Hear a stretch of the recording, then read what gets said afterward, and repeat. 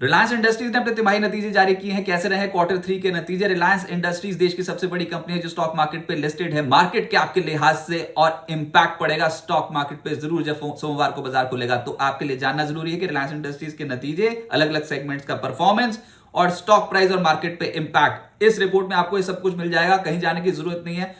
नमस्कार, मैं हूं रजत देवगन, आप देख रहे हैं बिस्तक की खास रिपोर्ट। शुरुआत करते हैं नतीजों के साथ जो क्वार्टर 3 में रिलायंस इंडस्ट्रीज ने पोस्ट किए। तो आय रिकॉर्ड हाई लेवल्स पे है, लगभग 4.1% की ग्रोथ देखने को मिली है। तिमाही दर तिमाही आधार पर 2.69 लाख करोड़ रुपीस के फिगर है, जो अपने आप में एक रिकॉर्ड है। लेकिन मुनाफे के फिगर हमारे अनुमान से थोड़ा कम है। 18,645 करोड़ रुपए का मुनाफा, 2.64% की बढ़त जरूर दिखाई दे रही है आपको, लेकिन हम एक्सपेक्ट कर रहे थे कुछ 19,500 करोड़ रुपए का मुनाफा कंपनी पोस्ट करेगी। कोई बात नहीं, ग्लोबल चैलेंजेस के बावजूद हमको यह लग रहा है कि ऑपरेटिंग परफॉर्मेंस जो रिलायंस इंडस्ट्रीज की स्टेबल है। एबिटा 0.3% बढ़कर 46,018 करोड़ रुपए रहा है तिमाही दर तिमाही आधार पर, और मार्जिन 17.7% से घटकर 17% क्वार्टर क्वार्टर। कोई बहुत बड़े फायरवर्क्स नहीं है, लेकिन प्राइस में डिस्काउंटेड है क्योंकि रिलायंस इंडस्ट्रीज ऊपरी स्तरों से मुनाफा वसूली ऑलरेडी झेल चुका है रिजल्ट से पहले। अब 5 बड़ी बातें, और ये अलग अलग वर्टिकल्स, अलग अलग बिजनेस सेगमेंट्स का परफॉर्मेंस कैसा रहा है। तो मैं आपको पहली समरी बता दूं, उसके बाद इसको परत बाय परत आगे लेकर जाएंगे। तो उसमें ये जियो प्लेटफॉर्म्स, इनका डिजिटल बिजनेस बहुत ही तगड़ा कंट्रीब्यूट करके गया भैया। फायरवर्क्स जिसे कहते हैं ना, वो जियो प्लेटफॉर्म्स में ही है। उसके बाद ऑयल टू केमिकल कारोबार का प्रदर्शन बेहतर है। रिटेल सेगमेंट में मार्जिन प्रेशर है, लेकिन रिटेल की ग्रोथ स्टोरी बहुत तगड़ी इंटैक्ट है। जो असल दिक्कत में है वो है oil and gas segment Reliance industries का।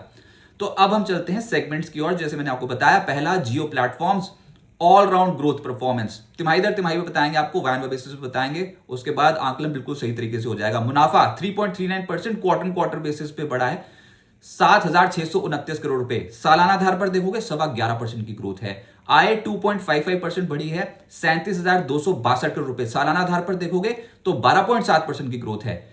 कामकाजी मुनाफा 2.91% बढ़ा है, 19,303 करोड़ रुपए तिमाही दर तिमाही। लेकिन अगर सालाना आधार पर देखोगे तो 16.4% की ग्रोथ है। मार्जिन 20 बिप्स बढ़े हैं, 51.8%, और सालाना आधार पर देखोगे तो 170 बिप्स का इजाफा है। आरपू बढ़े हैं 211.4 रुपए प्रति माह से बढ़कर 213.7 रुपए प्रति माह तिमाही दर तिमाही, और एक साल पहले थे 203.3 रुपए प्रति माह। तो यहां पर भी ग्रोथ है। और हैरान करने वाला आंकड़ा, 51.53 करोड़ ग्राहक सब्सक्राइबर्स हैं रिलायंस इंडस्ट्रीज के पास जियो प्लेटफॉर्म्स में। तो इतना स्ट्रॉन्ग एडिशन हो रखा है इनका सब्सक्राइबर बेस में। और मुकेश अंबानी साहब का भी ये कहना है, क्वार्टर 3 में सब्सक्राइबर एडिशन हुए हैं और कंसिस्टेंट होते चले जा रहे हैं।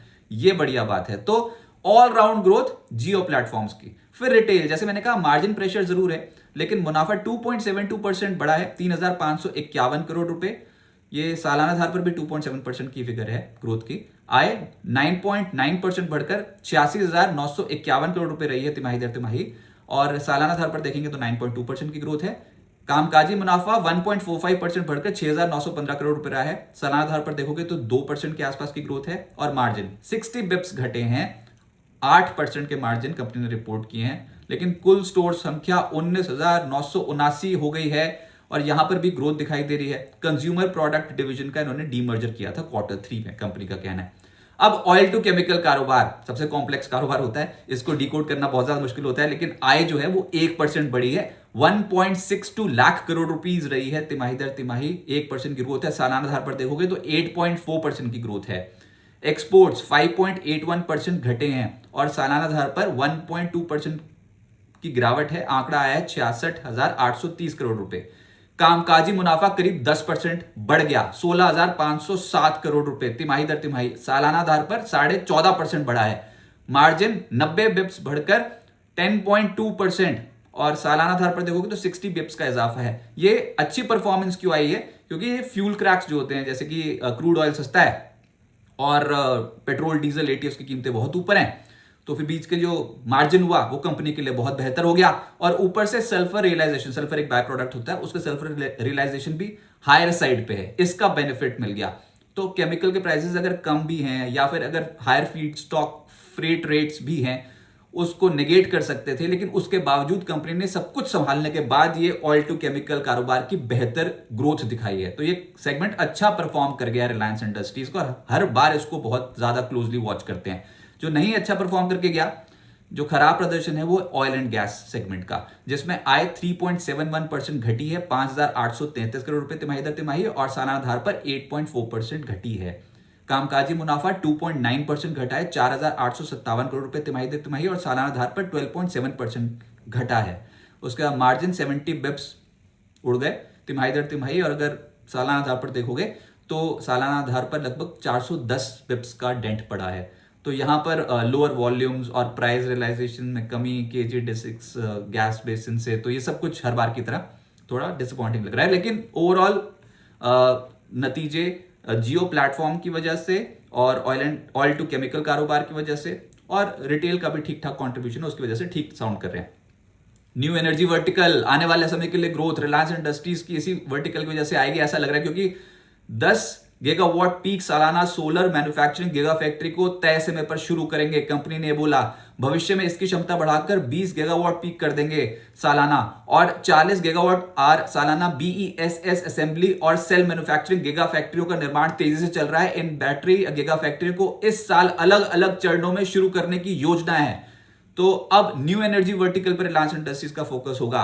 रिलायंस इंडस्ट्रीज के चेयरमैन हैं मुकेश अंबानी, उन्होंने क्या कहा, FY26 में सभी बिजनेस सेगमेंट ऑपरेशनल लिहाज से मजबूत रहे। Q3 में जियो का सब्सक्राइबर बेस और बढ़ा। बीता क्वार्टर रिटेल कारोबार के लिए मजबूत रहा। Q3 में कंज्यूमर प्रोडक्ट्स बिजनेस का डीमर्जर हुआ। कंज्यूमर प्रोडक्ट्स बिजनेस की ग्रोथ बरकरार है। हाई फ्यूल मार्जिन और डिमांड की वजह से ऑयल टू केमिकल कारोबार का प्रदर्शन बेहतर रहा। फ्यूल रिटेलिंग बिजनेस की मजबूत ग्रोथ, जियो BP नेटवर्क का निरंतर विस्तार, कम वॉल्यूम और प्राइसेस का असर तेल गैस सेगमेंट के एबिटा पर पड़ा। यानी कि ऑयल एंड गैस कारोबार से थोड़ा एबिटा में असर नेगेटिव साइड पे पड़ा हुआ है, लेकिन इनका ऑयल टू केमिकल कारोबार और जियो प्लेटफॉर्म्स और रिटेल कारोबार अच्छा प्रदर्शन कर रहा है। अब बाजार पे क्या इंपैक्ट पड़ेगा और साथ साथ स्टॉक प्राइस पे क्या इंपैक्ट पड़ सकता है। तो बंद हुआ था रिलायंस इंडस्ट्री शुक्रवार को 1457.9 के लेवल पे। 5 जनवरी 2026 को 1611.8 रुपए का रिकॉर्ड हाई लेवल लगाने के बाद रिलायंस इंडस्ट्रीज के शेयर में गिरावट शुरू हुई। रिलायंस इंडस्ट्रीज की गिरावट और बाजार की गिरावट एक साथ ही हुई है इस बार जनवरी में, और रिकॉर्ड हाई से लगभग 9.5% शेयर गिर चुका है एक साल में। हालांकि फिर भी शेयर का रिटर्न लगभग 12.39% का है, और अभी जहां पर रिलायंस है वो वैल्यू ठीक है रिलायंस, क्योंकि ज्यादातर एनालिस्ट इसमें 1600-1595 रुपए प्रति शेयर की फेयर वैल्यू समझ रहे हैं। लेकिन रिलायंस इंडस्ट्रीज हमेशा की तरह वैल्यू अनलॉकिंग का बहुत मजबूत कैंडिडेट है, क्योंकि रिलायंस जियो के IPO के ऊपर नजर है, जो कि अगले तिमाही तक या फिर मार्च तक कभी भी कंपनी इसकी घोषणा कर सकती है। और यही है एक ल्यूक्रेटिव पॉइंट रिलायंस इंडस्ट्रीज का, कि जो इनका टेलीकॉम वर्टिकल है जियो, उसका IPO आ सकता है और निवेशकों का उसको बेसब्री से इंतजार है। तो ठीक है, रिलायंस इंडस्ट्रीज के नतीजे इनलाइन साउंड कर रहे हैं। मुनाफे की फिगर थोड़ी कम हमारे अनुमान से है, लेकिन ओवरऑल ऑपरेशनल लिहाज से नतीजे बेहतर हैं, और हर बार की तरह पहले ही प्राइस में डिस्काउंटेड है रिलायंस इंडस्ट्रीज की एक करेक्शन। तो बाजार पे इसका कोई बहुत बड़ा इंपैक्ट नहीं आ सकता, लेकिन हाँ, जब एकदम से बाजार चढ़ना शुरू होगा तो रिलायंस इंडस्ट्रीज को आप नेग्लेक्ट नहीं कर सकते। इंस्टीट्यूशंस के रडार पर है। मुझे तो ऐसा लग रहा है ब्रोकिंग हाउसेस की कमेंट्री पॉजिटिव साइड पे होगी। थोड़ा सा चैलेंजेस गिनवा देंगे वो, लेकिन बिज तक में हमने आपको पहले बता दिया कि 1600-1595 के आसपास इसकी फेयर वैल्यू बैठती है। जब ग्रोथ और बढ़ेगी कंपनी की प्रॉफिट्स और उसके बाद रेवेन्यू बढ़ेगा, तो यहां से टारगेट्स को और रिवाइज करने की कोशिश होगी। और देखिए, रिकॉर्ड हाई लेवल भी इसी के आसपास का है। तो अगर आपको ये रिपोर्ट पसंद आई हो तो इस वीडियो को जरूर लाइक कीजिए, और बिजनेस जगत के तमाम अपडेट्स के लिए आप जुड़े बिज तक के साथ। नमस्कार।